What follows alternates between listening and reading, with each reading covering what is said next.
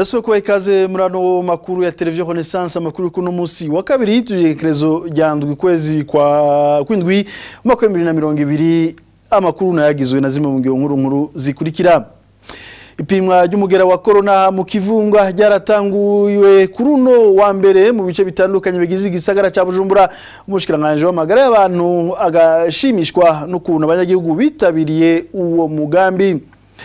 Bujana hagati y'akazi na muntu n'abantu 18 bamenyekanye kubagandaguwe, bane baraburirwa irengero, 25 nabo bahagarikwa hadakurikijwe amategeko, icana nabo barashinzikarizwa ubuzima. Ibitigiri dusanga mu cegeranyo c'ishirahamwe akati Burundi cyo mu kwezi kwa gatandatu guheze.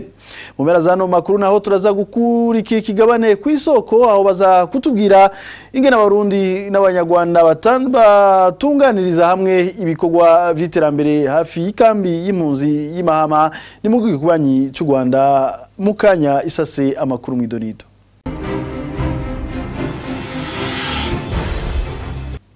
Amakuru tuhere mwijanye n'amagara y'abantu. Leta y'u Burundi yatanguye gushira mu ngiro umugambi wo kugwanya ikiza ca corona.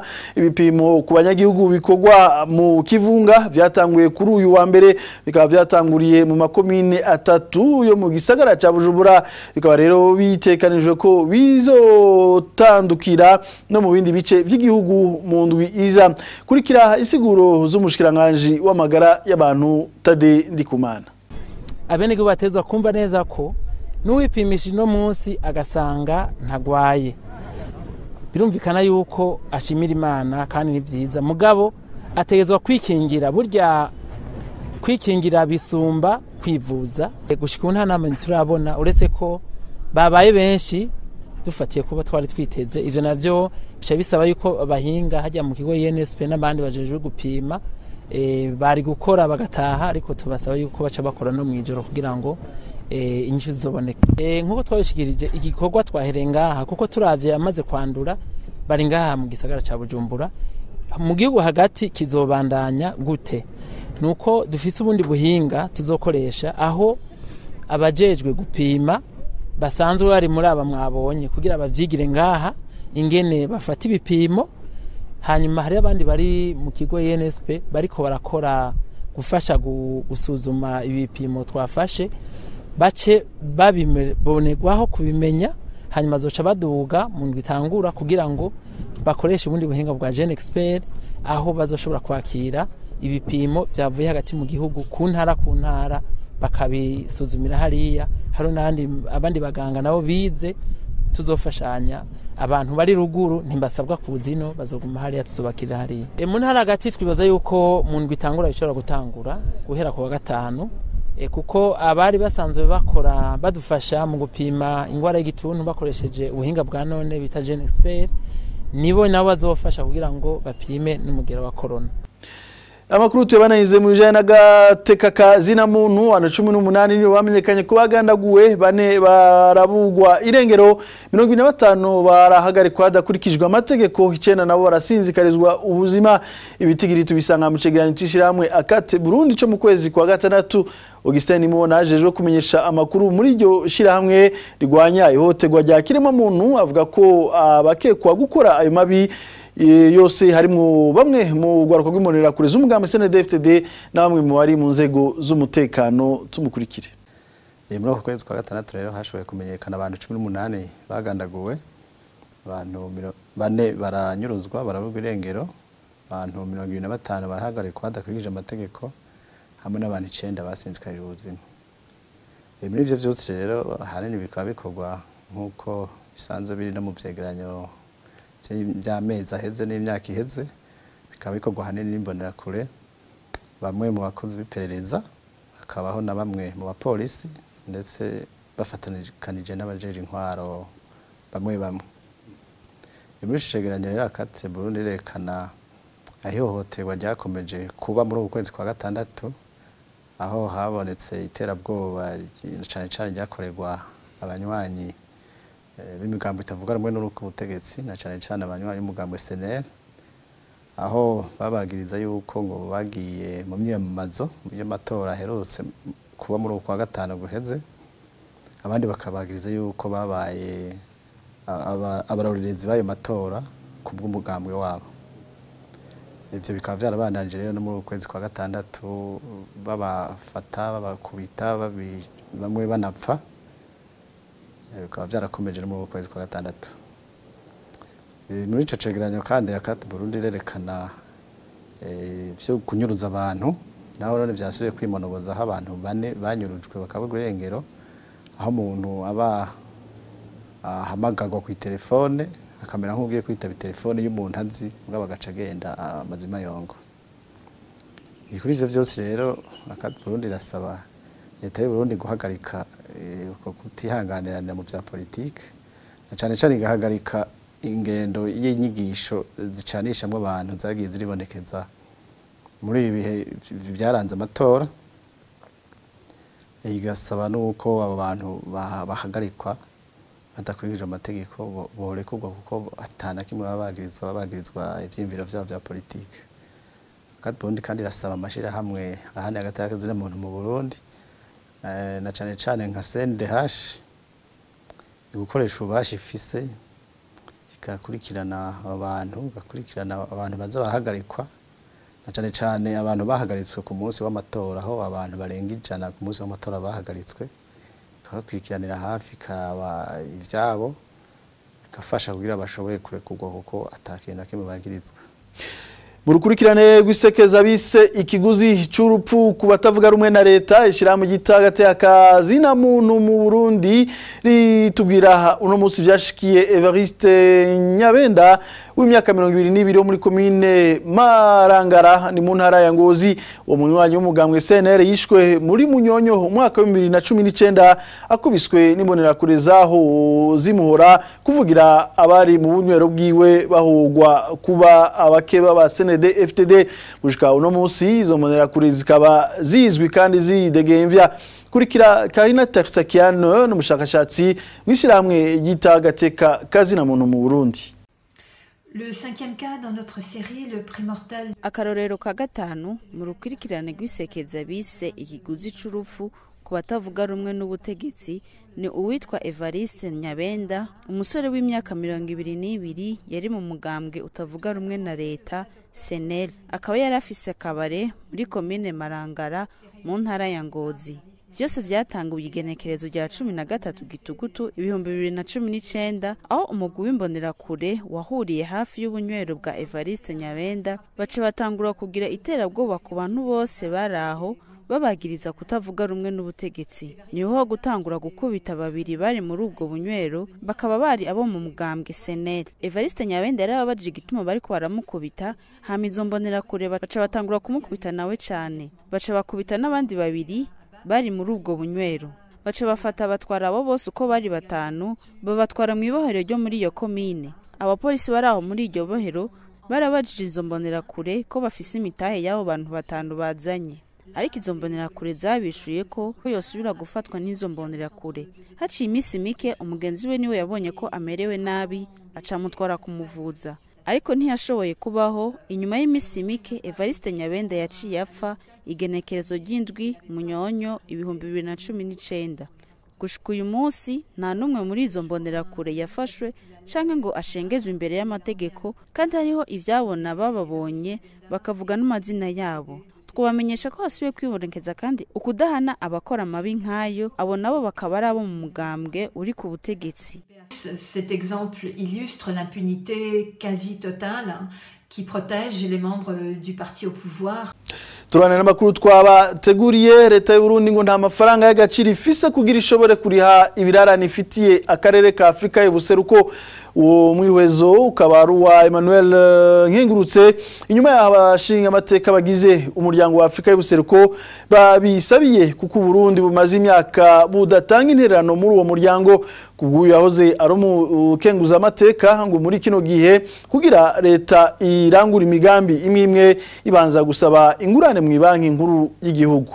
Ivyo leta ivuga yuko Uburundi bwifashe neza mu vyo ubutunzi ntabo bijako ngo avyemere kuko uretse nayo madeni bafitiye irishirahamwe y'akarere ka Afrika y'ubuseruko hariho abo baheraniye benshi mu Burundi.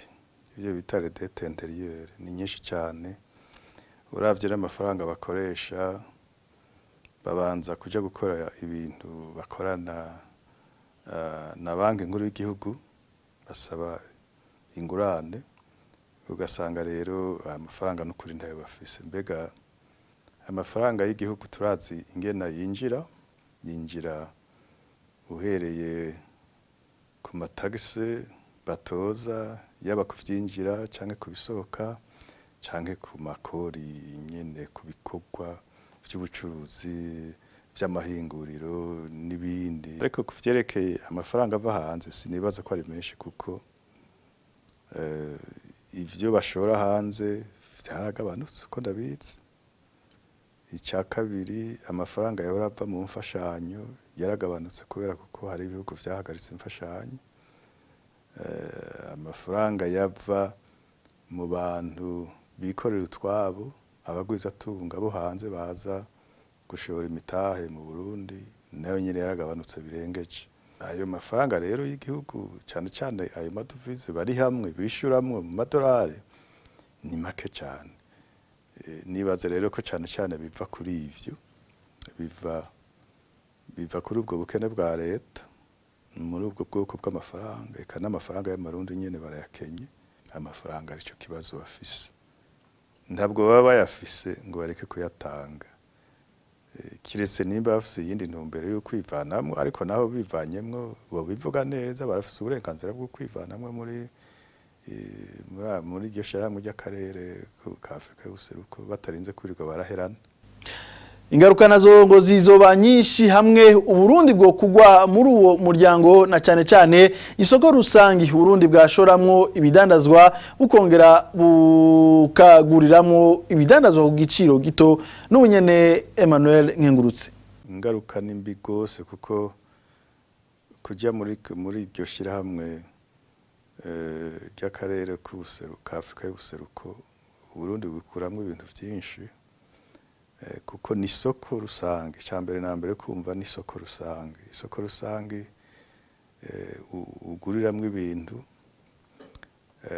ku mafaranga atari menshi cyane kuko bikuye hanze y'akarere hanyuma kongera ugashoboka ikabiri soko ushoriramwe nawe umusesekara w'umwembo wawe kandi naho nyene bikinjira bitarishe amataxe n'amakori n'amadwane menshi cyane isoko rimwe n'ikintu ciza cyane kuko umuntu w'umuguzi atunga ashobora kuvuga ati ndaje nubake ihinguriro kuko mfise isoko rinini ry'aka karere sinkorere mu Burundi gusa ko mu Burundi abona n'agasoko gatoya kabamwe mbere n'abantu badafise uburyo bwinshi bwo kugura ibintu cyaka tatu novuga ni iki kintu cyo libre circulation abantu bagatembera hagati y'ibihugu by'akarere abarundi bagasa n'abakumiriwe mu ngendo bagira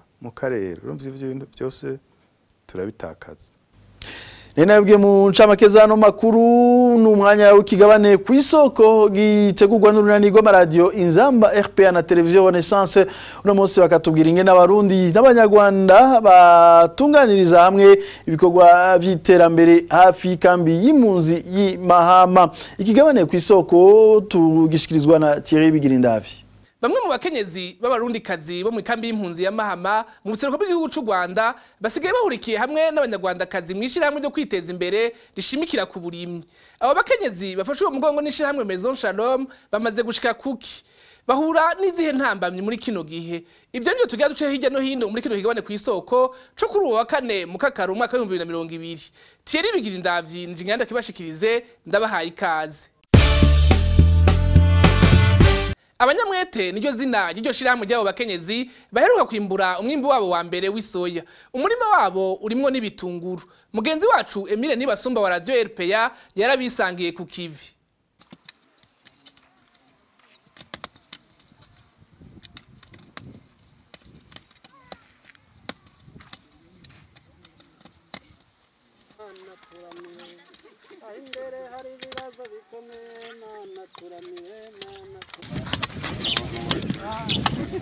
hagati y'umuntu n'uwundi hari metero imwe. Uno munsi aba bakenyezi ni 19. Iri tongo bariko bararima ryose ringana hegitari 2.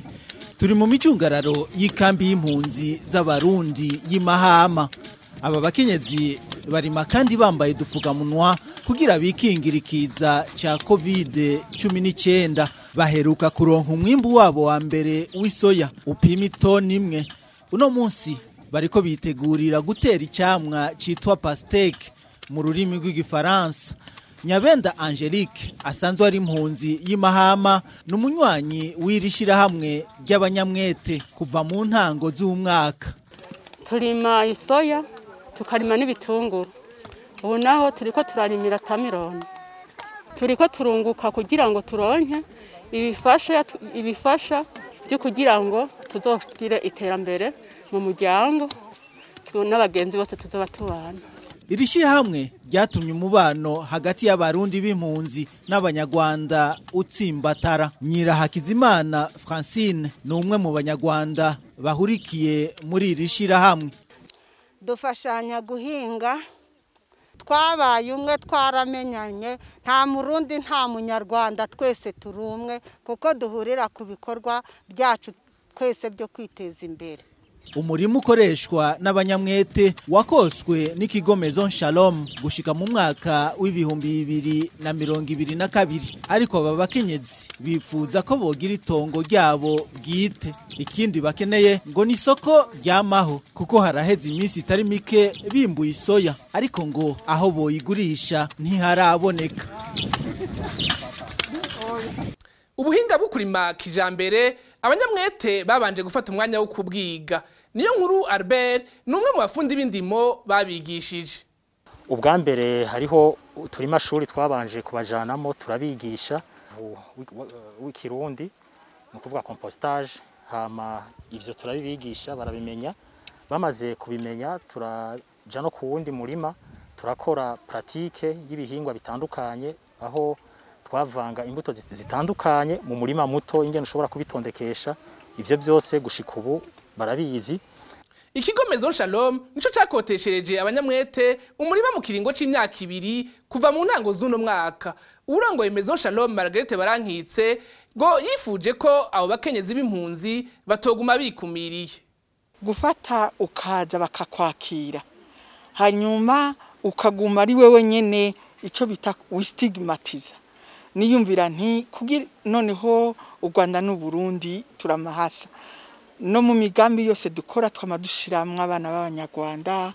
Nca ndavuga nti reka rero ko bino bihugu bibiri u Rwanda n'u Burundi tutunzwe n'uburimyi, reka rero dufata abamama cyane cyane babakene kurusha abandi, bahunze ari bonyene bafise n'abana benshi, duce dufata n'abandi bamama b'abanyarwandakazi nabo nyene bakenye baheze bakorere hamwe, duheze tukora ibikorwa birama. Burya uburimyi bwabo ivyo bimbuye bashaka kubishora.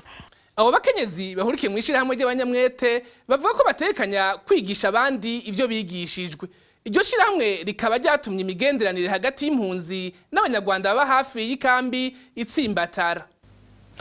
Thierry Bigirinda vitumukengurukire imbere yo gusozera ano makuru. Tubitse kwamenyesha makuru bane b'ikinyamakuru iwacu bakwije kuri uno munsi wa kabiri misi amajana 260 bafunzwe bagabacira umunyororo wo gupfungwa imyaka 2 n'igicamwe niyadabingana n'umuriyoni umwe na sentare nkuru y'igihugu mu ntara ya Bubanza. Tubitse ko abo bamenyesha makuru bahagaritswe gwenekezo ya 22 gitugutu umwaka uheze muri yo ntara nyene ya Bubanza. Christine Kamikazi, Agnes Ndirubusa, Terence Mozizi na Egide Harimana bakabagirizwa ushaka guhungabanya umutekano w'igihugu. Rinano ya makuru tuyako turashikiza cyo tuyasozera kandi abashikengurukire mwese mariko muradukurikira naho butaha.